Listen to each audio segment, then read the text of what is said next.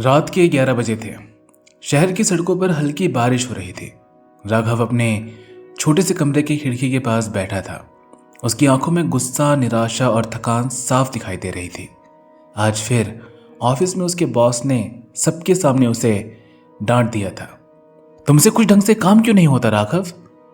पूरा ऑफिस ये सब कुछ सुनकर हंस पड़ा था। राघव का दिल जोर जोर से धड़कने लगा।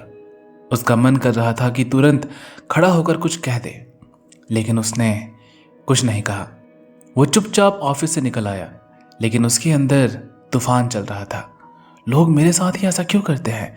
मैं हमेशा गलत साबित क्यों हो जाता हूँ? उस रात वह देर तक सो नहीं पाया। अगले दिन ऑफिस से लौटते समय राघव बारिश से बचने के लिए एक छोटी सी पुरानी किताबों की दुकान में घुस गया। दुकान बहुत शांत थी। काउंटर के पीछे एक बुजुर्ग आदमी बैठे थे। उन्होंने मुस्कुराते हुए कहा, लगता है तुम्हारे मन में बहुत शोर है बेटा। राघव चौंका। उसने पूछा, आपको कैसे पता? बुजुर्ग आदमी ने धीरे से एक किताब उठाकर उसके सामने रख दिया। किताब का नाम था the power of not reacting. उन्होंने कहा, ज्यादातर लोग अपनी जिंदगी घटनाओं से नहीं बल्कि अपनी प्रतिक्रियाओं से बर्बाद करते हैं बेटा। राघव ने उस किताब को खरीद लिया, लेकिन उसे अंदाजा तक नहीं था कि ये किताब उसकी पूरी जिंदगी बदल देगा। राघव ने किताब की पहली लाइन पढ़ी। उसमें लिखा था, अगर कोई तुम्हें नियंत्रण करना चाहता है तो वो बस एक चीज करेगा, तुम्हारे भावनात्मक रूप को उकसाने की कोशिश। राघव ने बस एक पन्ना पढ़ा और फिर वो अगले दिन ऑफिस चला गया। ऑफिस में फिर वही हुआ। एक सहकर्मी विकास ने ताना मारा। उसने कहा, आज फिर लेट आए हो महाराज, कभी तो टाइम पर आ जाया करो। पूरा ऑफिस फिर से हंस पड़ा। पहले वाला राघव तुरंत पलटकर जवाब दे देता, लेकिन आज वो बस मुस्कुराया और चुपचाप अपनी सीट पर जाकर बैठ गया। विकास को उम्मीद थी कि झगड़ा होगा, लेकिन जब कुछ नहीं हुआ तो कुछ ही सेकंड में सब शांत हो गया। उस शाम राघव को एक अजीब एहसास हुआ। उसने खुद से कहा, आज मैं हारा नहीं, क्योंकि मैंने लड़ाई शुरू ही नहीं होने दी। उसने किताब को एक बार फिर से उठाया और अब वो उस किताब का दूसरा चैप्टर पढ़ने लगा। दूसरा लेसन, जिसमें लिखा था, भावनाएं मौसम की तरह होती हैं, अगर तुम इंतजार करो तो तूफान खुद ब खुद शांत हो जाएगा। कुछ दिनों बाद बॉस ने ऑफिस में उसे फिर से डांट लगा दिया। इस बार राघव के अंदर गुस्सा उबलने लगा। उसका मन कर रहा था कि तुरंत इस्तीफा दे दे, लेकिन उसे किताब की लाइन याद आई, 24 घंटे इंतजार करो और उसके बाद अगर जवाब देना जरूरी है तो जवाब देना।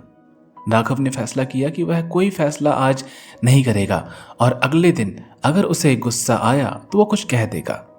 अगले दिन गुस्सा आधा रह गया था। तीसरे दिन उसे एहसास हुआ कि बॉस गलत नहीं थे, उसकी रिपोर्ट में सच में गलती थी।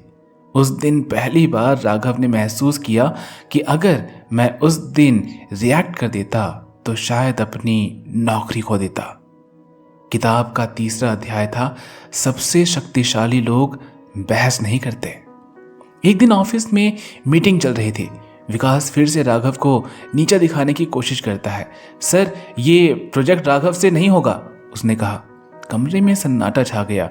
सबको लगा कि अब झगड़ा होगा पक्का, लेकिन राघव ने बस एक लाइन कही, सर मुझे 1 हफ्ता दीजिए, और वह चुप हो गया। कोई बहस नहीं की, कोई सफाई नहीं दी। 1 हफ्ते बाद राघव ने वही प्रोजेक्ट इतनी अच्छी तरह पूरा किया कि बॉस भी हैरान हो गए।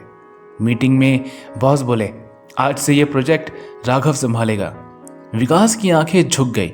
राघव को तब समझ आया कि कभी कभी जवाब शब्दों से नहीं, परिणामों से दिया जाता है। राघव ने घर आकर फिर से वही किताब को पढ़ा। अब राघव धीरे धीरे बदलने लगा था। वह हर स्थिति को एक प्रयोग की तरह देखने लगा। अगर कोई गुस्सा करता तो वह सोचता, दिलचस्प है, यह व्यक्ति गुस्से में है। अगर कोई आलोचना करता तो वह सोचता, इसमें कुछ सीखने लायक है क्या? धीरे धीरे उसकी जिंदगी बदलने लगी। लोग जो पहले उसे उकसाते थे अब उसे उकसा नहीं पाते थे, क्योंकि जिस व्यक्ति को नियंत्रित करना मुश्किल हो उसे हराना भी मुश्किल हो जाता है।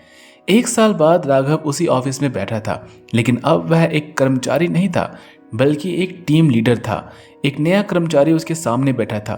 उसकी आंखों में वही गुस्सा था जो कभी राघव की आंखों में हुआ करता था। वह बोला, सर, लोग मुझे हमेशा उकसाते हैं। राघव मुस्कुराया। उसने अपने ड्रावर से वही किताब निकाली, the power of not reacting, और उसने कहा, जब तुम अपनी प्रतिक्रियाओं को नियंत्रित कर लेते हो तब कोई भी तुम्हें नियंत्रित नहीं कर सकता। बारिश फिर शुरू हो चुकी थी, लेकिन इस बार राघव के मन में कोई तूफान नहीं था। इस कहानी का असली उद्देश्य यही है कि हर चीज पर प्रतिक्रिया देना जरूरी नहीं। गुस्सा अक्सर नुकसान करता है। शांत रहना कमजोरी नहीं बल्कि सबसे बड़ी ताकत है। और जो व्यक्ति अपनी भावनाओं को नियंत्रित कर लेता है वह अपनी जिंदगी को भी नियंत्रित कर लेता है। आशा है आपको हमारी यह ऑडियो बुक पसंद आई हुई होगी। अगर आपको यह कहानी अच्छी लगी तो कमेंट में ज़रूर बताना कि आपको यह कैसी लगी। धन्यवाद।